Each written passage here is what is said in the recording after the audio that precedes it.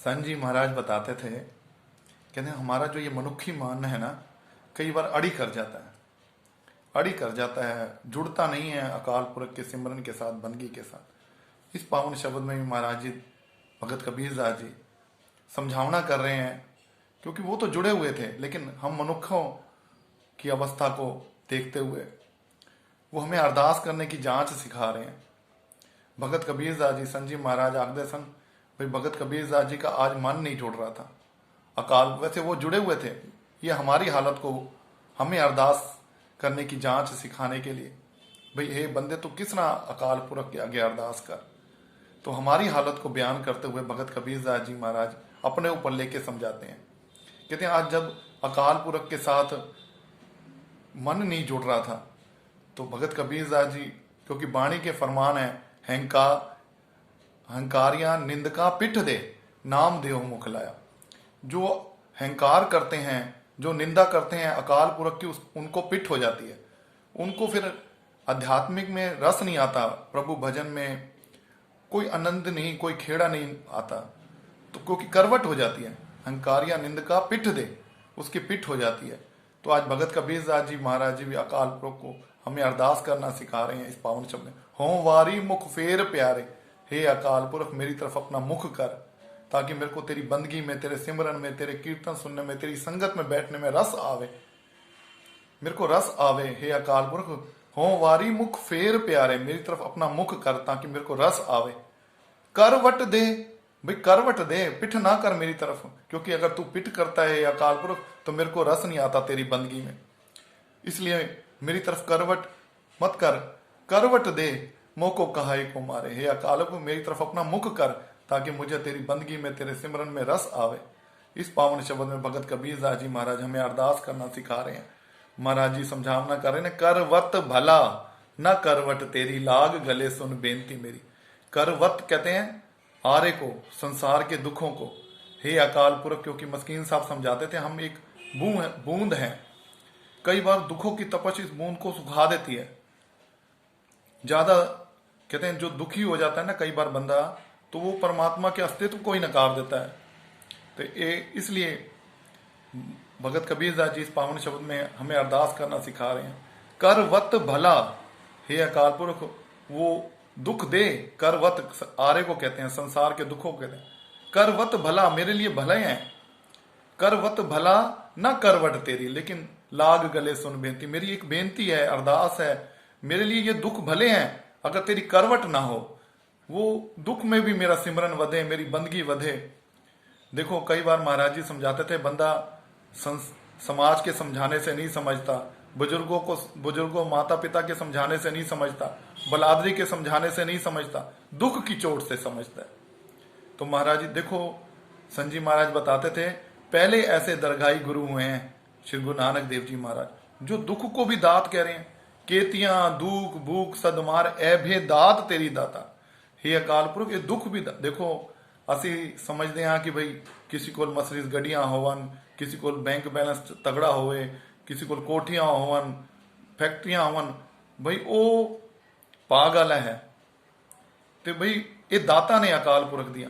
ਅਸੀਂ ये सोचते हैं कि ये जितनी भी हैं ये सारे दाता ने अकाल पुरख दी। कभी दुख ਨੂੰ भी किसी ने दात किया है, लेकिन पहले ऐसे दरगाही गुरु ने श्री गुरु नानक देव जी महाराज ਜਿਹੜੇ दुख ਨੂੰ भी दात कह रहे हैं। केतियां दुख भूख सद मार ऐभे दात तेरी दाता। हे अकाल पुरख ये दुख भी तेरी दात है।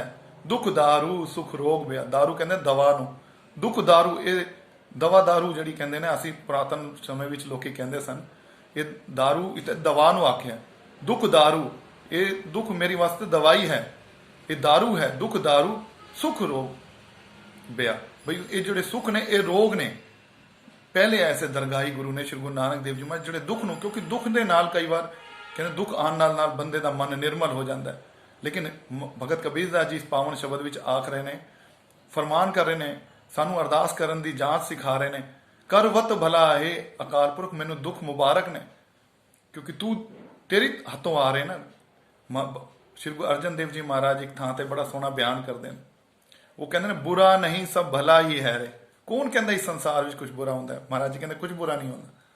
बुरा नहीं सब भला ही है रे, हार नहीं सब जेते, ਦੁੱਖ ਨਾਹੀ ਸਭ ਸੁਖ ਹੀ ਹੈ ਰੇ, ਏਕੋ ਏਕੀ ਨੇਤੇ। ਬਈ ਇੱਥੇ ਕੌਣ ਕਹਿੰਦਾ ਦੁੱਖ ਹੈ? ਸਾਰਾ ਸੁੱਖ ਹੀ ਸੁੱਖ ਹੈ। ਏਕੋ ਏਕੀ ਨੇਤੇ, ਜਦ ਇੱਕ ਵਾਹਿਗੁਰੂ ਜੀ ਦੇ ਦੁਆਰਾ ਸਭ ਕੁਝ ਆ ਰਿਹਾ ਹੈ ਤਾਂ ਕਹਿੰਦਾ ਕਿਸ ਤਰ੍ਹਾਂ ਦੁੱਖ ਹੋ ਸਕਦਾ ਹੈ? ਕਹਿੰਦੇ ਨੇ ਇੱਕ ਰਾਜੇ ਦਾ ਵਜ਼ੀਰ ਸੀ। ਰਾਜਾ ਬੜਾ ਪ੍ਰਤਾਪੀ ਸੀ, ਤੇ ਰਾਜਾ ਇੱਕ ਵਾਰੀ ਜੰਗਲ ਵਿੱਚ ਗਿਆ ਤਾਂ ਉਸਨੇ ਇੱਕ ਦੇਖਿਆ ਬਈ ਇੱਕ ਫਲ ਲੱਗਿਆ ਹੋਇਆ। ਉਸਨੇ ਫਲ ਨੂੰ ਤੋੜ ਕੇ ਤਲਵਾਰ ਨਾਲ ਕੱਟ ਦਿੱਤਾ ਤੇ ਆਪਣੇ ਵਜ਼ੀਰ ਨੂੰ ਦਿੱਤਾ ਅੱਧਾ, ਬਈ ਅੱਧਾ ਫਲ ਦਿੱਤਾ ਬਈ ਇਹ ਖਾ ਕੇ ਦੱਸ ਮਿੱਠਾ ਹੈ ਕਿ ਖੱਟਾ ਹੈ। ਤੇ ਉਹ ਉਸਨੇ ਜਦ ਵਜ਼ੀਰ ਨੇ ਖਾਦਾ ਤੇ ਉਹ ਚੁੱਪ ਰਿਹਾ ਸਰ ਝੁਕਾ ਕੇ। ਰਾਜਾ ਆਖਣ ਲੱਗਾ ਵੀ ਮੈਂ ਤੇਰੇ ਕੋਲ ਪੁੱਛ ਰਿਹਾ ਇਹ ਕੜਵਾ ਹੈ ਜਾਂ ਮਿੱਠਾ ਹੈ, ਮੈਨੂੰ ਇਹ ਦੱਸ। ਉਹ ਸਰ ਝੁਕਾ ਕੇ ਖੜਿਆ ਰਿਹਾ। ਰਾਜੂ ਨੂੰ ਬੜਾ ਗੁੱਸਾ ਆਇਆ ਬਈ ਇਹ ਤਾਂ ਨਾਫਰਮਾਨੀ ਕਰ ਰਿਹਾ। ਉਹਨੇ ਤਲਵਾਰ ਕੱਢ ਲਿੱਤੀ ਮਿਆਨ ਤੋਂ। ਜੋ ਤਲਵਾਰ ਕੱਢੀ ਉਹ ਵਜ਼ੀਰ ਪੈਰਾਂ ਤੇ ਢਾ ਗਿਆ। ਕਹਿੰਦਾ ਹੇ ਰਾਜਨ, ਤੂੰ ਮੈਨੂੰ ਇਤਨੇ ਸੁੱਖ ਦਿੱਤੇ ਨੇ, ਮੇਰੇ ਕੋਲ ਖਾਣ ਵਾਸਤੇ ਨਹੀਂ ਹੁੰਦਾ ਸੀ, ਤੂੰ ਖਾਣ ਵਾਸਤੇ ਦਿੱਤਾ। ਮੇਰਾ ਪਰਿਵਾਰ ਵਾਸਤੇ ਰਹਿਣ ਵਾਸਤੇ ਜਗ੍ਹਾ ਨਹੀਂ ਸੀ, ਤੂੰ ਮੇਰੇ ਪਰਿਵਾਰ ਨੂੰ ਰਹਿਣ ਵਾਸਤੇ ਦਿੱਤੀ। ਬੱਚਿਆਂ ਨੂੰ ਅੱਛੇ ਕੱਪੜੇ ਦਿੱਤੇ। ਤੂੰ ਕਿਹੜੀ ਦਾਤ ਹੈ ਇਹ ਜਿਹੜੀ ਤੂੰ ਨਹੀਂ ਦਿੱਤੀ? ਅੱਜ ਤੂੰ ਇਹ ਕੜਵਾ ਫਲ ਮੈਨੂੰ ਦਿੱਤਾ ਨਾ, ਤੇ ਮੇਰਾ ਅੰਦਰੋਂ ਨਹੀਂ ਜ਼ਮੀਰ ਨਹੀਂ ਆਖ ਰਿਹਾ ਸੀ ਕਿ ਤੂੰ ਮੈਨੂੰ ਇਤਨੇ ਫਲ। ਸ਼੍ਰੀ ਗੁਰੂ ਗੋਬਿੰਦ ਸਿੰਘ ਜੀ ਮਹਾਰਾਜ ਜੀ ਵੀ ਬਾਣੀ ਵਿੱਚ ਏਕ ਬਿਨਾ ਦੇ 10 ਵੀ ਹਰ ਲੈ। ਬਈ ਉਹ ਜਿਹੜੀ ਤੈਨੂੰ 10 ਦਾਤਾਂ ਦੇ ਰਿਹਾ ਹੈ ਉਸ ਦਾ ਤਾਂ ਸ਼ੁਕਰਾਨਾ ਕਰ।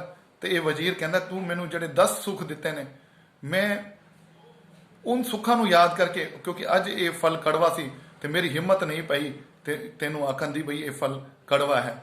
ਤਾਂ ਮਹਾਰਾਜ ਜੀ ਕਹਿੰਦੇ ਨੇ ਏਕੋ ਏਕੀ ਨੇਤੇ। ਜਦ ਇੱਕ ਵਾਹਿਗੁਰੂ ਜੀ ਦੇ ਦੁਆਰਾ ਸਾਰਾ ਕੁਝ ਹੋ ਰਿਹਾ ਤੇ ਮਹਾਰਾਜ ਜੀ ਕਹਿੰਦੇ ਨੇ ਕੁਝ ਦੁੱਖ ਨਹੀਂ ਹੈ, ਕੁਝ ਬੁਰਾ ਨਹੀਂ ਹੈ। ਇਸ ਪਾਵਨ ਸ਼ਬਦ ਵਿੱਚ ਮਹਾਰਾਜ ਜੀ ਫਰਮਾਨ ਕਰ ਰਹੇ ਨੇ ਕਰਵਤ ਭਲਾ, ਹੇ ਅਕਾਲ ਪੁਰਖ ਇਹ ਸੰਸਾਰ ਦੇ ਦੁੱਖ ਮੁਬਾਰਕ ਨੇ। ਕਰਵਤ ਭਲਾ ਨਾ ਕਰਵਟ ਤੇਰੀ ਲਾਗ ਗਲੇ ਸੁਣ ਬੇਨਤੀ। ਹੇ ਅਕਾਲ ਪੁਰਖ ਦੁੱਖ ਵਿੱਚ ਵੀ ਤੇਰਾ ਸਿਮਰਨ ਚੱਲੇ, ਤੇਰੀ ਬੰਦਗੀ ਚੱਲੇ, ਤੇਰੀ ਕਰਵਟ ਨਾ ਹੋਵੇ।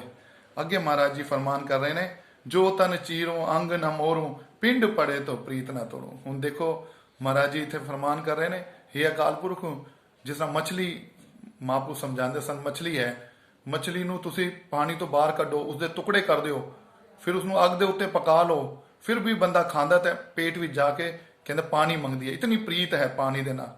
ਇਸ ਤਰ੍ਹਾਂ ਭਗਤ ਕਬੀਰ ਦਾਸ ਜੀ ਅਕਾਲ ਪੁਰਖ ਦੇ ਅੱਗੇ ਅਰਦਾਸ ਕਰ ਰਹੇ ਨੇ ਹੇ ਅਕਾਲ ਪੁਰਖ ਮੇਰੀ ਵੀ ਇਤਨੀ ਪ੍ਰੀਤ ਬਣ ਜਾਵੇ। ਜੋ ਤਨ ਚੀਰੋਂ ਅੰਗ ਨਾ ਮੋੜੋ, ਮੇਰੇ ਤਨ ਨੂੰ ਚੀਰ ਦਿੱਤਾ ਜਾਵੇ। ਜੋ ਤਨ ਚੀਰੋਂ ਅੰਗ ਨਾ ਮੋੜੋ, ਪਿੰਡ ਪੜੇ, ਛੋਟੇ ਛੋਟੇ ਪਿੰਡਾਂ ਵਿੱਚ ਵੀ ਹੋ ਜਾਵਾਂ। ਪਿੰਡ ਪੜੇ ਤੋਂ ਪ੍ਰੀਤ ਨਾ ਤੋੜੋ, ਤੇਰੇ ਨਾਲ ਮੇਰੀ ਪ੍ਰੀਤ ਨਾ ਤੋੜੇ। ਤੇਰੇ ਮਨ ਜਿਹੜਾ ਤੇਰੇ ਸ਼ਬਦ ਵਿੱਚ ਜੁੜਿਆ ਰਵੇ। ਮਹਾਰਾਜ ਜੀ ਇਹ ਜੀ ਦਾਤ ਮੰਗਣਾ ਸਾਨੂੰ ਸਿਖਾ ਰਹੇ ਨੇ। ਅੱਗੇ ਮਹਾਰਾਜ ਜੀ ਫਰਮਾਨ ਕਰੇ ਹਮ ਤੁਮ ਬੀਚ ਭਇਓ ਨਾ ਕੋਈ, ਤੁਮ ਸੋ ਕੰਤ ਨਾਰ ਹਮ ਸੋਈ। ਹੁਣ ਇੱਥੇ ਮਹਾਰਾਜ ਜੀ ਸਮਝਾਵਨਾ ਕਰ ਰਹੇ ਨੇ ਹੇ ਅਕਾਲ ਪੁਰਖ, ਪਤੀ ਪਤਨੀ ਦਾ ਉਦਾਹਰਣ ਦੇ ਕੇ ਹੇ ਅਕਾਲ ਪੁਰਖ ਤੁਸੀਂ ਸਾਡੇ ਪਤੀ ਪਰਮੇਸ਼ਰ ਹੋ। ਤੁਮ ਸੋ ਕੰਤ ਨਾਰ ਹਮ ਸੋਈ, ਅਸੀਂ ਤੁਹਾਡੀ ਨਾਰ ਹਾਂ। ਹਮ ਤੁਮ ਬੀਚ ਭਇਓ ਨਾ ਕੋਈ, ਹੇ ਅਕਾਲ ਪੁਰਖ ਮੇਰੇ ਉੱਤੇ ਮਿਹਰ ਕਰੋ, ਮੇਰੇ ਉੱਤੇ ਇਹ ਜੀ ਨਦਰ ਕਰੋ। ਜਿਤਨਾ ਵੀ ਸਮਾਂ ਆਪ ਜੀ ਮੈਨੂੰ ਬੰਦਗੀ ਵਿੱਚ ਬਿਠਾਓ, ਆਪਣੇ ਨਿਤਨੇਮ ਵਿੱਚ ਬਿਠਾਓ। ਹੇ ਅਕਾਲ ਪੁਰਖ ਹਮ ਤੁਮ ਬੀਚ ਭਇਓ ਨਾ ਕੋਈ, ਬਸ ਤੇਰੇ ਔਰ ਮੇਰੇ ਵਿੱਚ ਕੋਈ ਫੁੜਨਾ ਵਿਚਾਰ ਨਾ ਚਲੇ, ਕੋਈ ਇਹ ਜਿਹਾ ਫੁੜਨਾ ਵਿਚਾਰ ਨਾ ਚਲੇ ਜੋ ਤੇਰੇ ਤੋਂ ਮੈਨੂੰ ਵਿਛੋੜ ਦੇਵੇ। ਮਹਾਰਾਜ ਜੀ ਸਮਝਾਇਆ ਕਰਦੇ ਸਨ ਕਿ ਬਈ ਇੱਕ ਬੰਦਾ ਹੱਟੀ ਤੇ ਬੈਠਾ ਵੀ ਅਗਰ ਸਿਮਰਨ ਕਰ ਰਿਹਾ ਤਾਂ ਸਮਝੋ ਗੁਰਦੁਆਰੇ ਬੈਠਾ, ਤੇ ਇੱਕ ਗੁਰਦੁਆਰੇ ਵਿੱਚ ਬੈਠਾ ਬੰਦਾ ਜਿਹੜਾ ਦੁਨੀਆ ਦੇ ਵਿਚਾਰ ਕਰ ਰਿਹਾ, ਫੁੜਨੇ ਵਿਚਾਰ ਉਸਦੇ ਅੰਦਰ ਚੱਲ ਰਹੇ ਨੇ, ਤਾਂ ਸਮਝੋ ਉਹ ਫਿਰ ਬਾਜ਼ਾਰ ਵਿੱਚ ਹੀ ਬੈਠਾ। ਆਖੋ ਸਤਨਾਮ। ਤੇ ਇੱਥੇ ਮਹਾਰਾਜ ਜੀ ਅਰਦਾਸ ਕਰੇ ਹਮ ਤੁਮ ਬੀਚ ਭਇਓ ਨਾ ਕੋਈ, ਹੇ ਅਕਾਲ ਪੁਰਖ ਤੇਰੇ ਔਰ ਮੇਰੇ ਵਿੱਚ ਮੇਰੇ ਉੱਤੇ ਇਤਨੀ ਕਿਰਪਾ ਕਰੀ ਜਿਹੜੀ ਇਹ ਸੁਰਤ ਹੈ ਨਾ ਇਹ ਸ਼ਬਦ ਦੇ ਅੰਦਰ ਟਿਕ ਜਾਵੇ।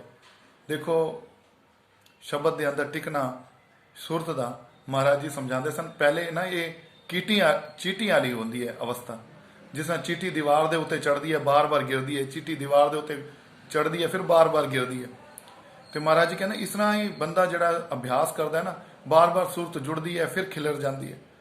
ਤਾਂ ਹੀ ਇੱਕ ਵਾਰੀ ਇੱਕ ਜਗਿਆਸੂ ਬਾਬਾ ਨੰਦ ਸਿੰਘ ਜੀ ਕੋਲ ਪੁੱਛਦਾ ਬਾਬਾ ਜੀ ਮੈਂ ਆਪ ਜੀ ਆਖਦੇ ਹੋ ਵੀ ਸਿਮਰਨ ਕਰੋ, ਜਦ ਵੀ ਸਿਮਰਨ ਵਿੱਚ ਬੈਠਦਾ ਮਨ ਵਿੱਚ ਵਿਚਾਰ ਫੁਰਨੇ ਚੱਲ ਪੈਂਦੇ ਨੇ, ਮੈਂ ਕੀ ਕਰਾਂ? ਤੇ ਸੰਜੀ ਮਹਾਰਾਜ ਸਮਝਾਉਂਦੇ ਨੇ, ਕਹਿੰਦੇ ਦੇਖੋ ਇੱਕ ਸਮੁੰਦਰੀ ਜਹਾਜ਼ ਹੈ, ਉਸਦੇ ਅੰਦਰ ਕੌਆ ਸੁੱਤਾ ਰਹਿ ਗਿਆ, ਉਹ ਸਮੁੰਦਰੀ ਜਹਾਜ਼ ਪਾਣੀ ਦੇ ਵਿਚਕਾਰ ਚਲਾ ਗਿਆ, ਤੇ ਜਿਹੜਾ ਉਹ ਕੌਆ ਸੀ ਉਸਦੀ ਜਾਗ ਖੁੱਲੀ, ਉਸਨੇ ਉਡਾਰੀ ਮਾਰੀ, ਚਾਰੋਂ ਤਰਫ ਉਡਾਰੀ ਮਾਰੀ, ਦੇਖਿਆ ਪਾਣੀ ਪਾਣੀ ਹੈ, ਕਿਤੇ ਉਸਨੂੰ ਬੈਠਣ ਦੀ ਥਾਂ ਨਹੀਂ ਮਿਲੀ। ਤੇ ਕਹਿੰਦੇ ਫਿਰ ਉਹ ਆ ਕੇ ਜਹਾਜ਼ ਦੇ ਉੱਤੇ ਬੈਠ ਗਿਆ। ਤੇ ਸੰਜੀ ਮਹਾਰਾਜ ਸਮਝਾਉਂਦੇ ਨੇ ਬਈ ਇਸ ਤਰ੍ਹਾਂ ਹੀ ਆਪਣੇ ਮਨ ਨੂੰ ਕਿਤੇ ਬੈਠਣ ਦੀ ਸਥਾਨ ਹੀ ਨਾ ਦਿਓ। ਅਗਰ ਉਹ ਕਿਸੇ ਫੁੱਟਨੇ ਵਿਚਾਰ ਵੀ ਚਲਾ ਜਾਂਦਾ ਹੈ, ਅਗਰ ਸਾਰਾ ਦਿਨ ਕੰਮਕਾਰ ਵਿੱਚ ਪਰਮਾਤਮਾ ਚੇਤੇ ਨਹੀਂ ਆਉਂਦਾ, ਤੇ ਫਿਰ ਕਹਿੰਦਾ ਜਦ ਆਵੇ ਨਾ ਤੇ ਫਿਰ ਅਰਦਾਸ ਕਰੋ, ਹੇ ਅਕਾਲ ਪੁਰਖ ਮੇਰੇ ਉੱਤੇ ਕਿਰਪਾ ਕਰ। ਉਹ ਇਤਨਾ ਕੁ ਸਮਾਂ ਹੋ ਗਿਆ ਮੈਂ ਅਕਾਲ ਪੁਰਖ ਤੇਰਾ ਸਿਮਰਨ ਹੀ ਨਹੀਂ ਕੀਤਾ, ਤੇਰੀ ਬੰਦਗੀ ਨਹੀਂ ਕੀਤੀ। ਤੇ ਮਹਾਰਾਜ ਜੀ ਕਹਿੰਦੇ ਇਹ ਬਾਰ-ਬਾਰ ਦਾ ਪਛਤਾਤਾਪ, ਬਾਰ-ਬਾਰ ਦੀ ਅਰਦਾਸ ਇੱਕ ਦਿਨ ਜੋੜ ਦਿੰਦੀ ਹੈ। ਇੱਕ ਵਾਰੀ ਉਹ ਚੀਟੀ ਵਾਲੀ ਜਿਹੜੀ ਚੀਟੀ ਦੀਵਾਰ ਤੇ ਚੱਲਦੀ ਹੈ ਨਾ, ਇੱਕ ਤਾਂ ਉਹ ਅਵਸਥਾ ਹੁੰਦੀ, ਫਿਰ ਕਹਿੰਦੇ ਮਹਾਰਾਜ ਦੀ ਕਿਰਪਾ ਦੇ ਨਾਲ ਇੱਕ ਮੱਕੜੀ ਵਾਲੀ ਅਵਸਥਾ ਆ ਜਾਂਦੀ ਹੈ, ਜਿਸ ਤਰ੍ਹਾਂ ਮੱਕੜੀ ਉੱਤੇ ਚੜਦੀ ਹੈ ਤੇ ਜਾਲ ਬਣਾ ਦਿੰਦੀ ਹੈ, ਤੇ ਕਹਿੰਦੇ ਉਹ ਫਿਰ 1 ਮਿੰਟ ਵਿੱਚ ਉੱਤੇ ਚੜ ਜਾਂਦੀ ਹੈ, ਕਿਉਂਕਿ ਜਾਲ ਬਣਾ ਦਿੱਤਾ ਨਾ। ਹੁਣ ਉਹ ਚੀਟੀ ਵਾਲੀ ਅਵਸਥਾ ਨਹੀਂ ਕਿ ਬਈ ਬਾਰ-ਬਾਰ ਚੜਨਾ ਫਿਰ ਗਿਰਨਾ, ਬਾਰ-ਬਾਰ ਉਹ ਸੁਰਤ ਜਿਹੜੀ ਹੈ ਸ਼ਬਦ ਵਿੱਚ ਟਿਕ ਜਾਂਦੀ ਹੈ। ਤੇ ਮਹਾਰਾਜ ਜੀ ਇੱਥੇ ਸਮਝਾਵਨਾ ਕਰ ਰਹੇ ਨੇ ਬਈ ਇਹ ਬੰਦੇ ਇਤਨਾ ਅਭਿਆਸ ਕਰਕੇ ਸੁਰਤ ਸ਼ਬਦ ਦੇ ਅੰਦਰ ਟਿਕ ਜਾਵੇ, ਫਿਰ ਇੱਕ ਛਿਣ ਵਿੱਚ ਜੁੜ ਜਾਤੀ। ਏਕ ਚੀਤ ਜੇ ਇੱਕ ਛਿਣ ਦਿਹਾਇਓ, ਕਾਲ ਪਾਸ ਕੇ ਬੀਤ ਨਾ ਆਇਓ। ਏਕ ਚੀਤ ਜੇ ਇੱਕ ਛਿਣ ਦਿਹਾਇਓ।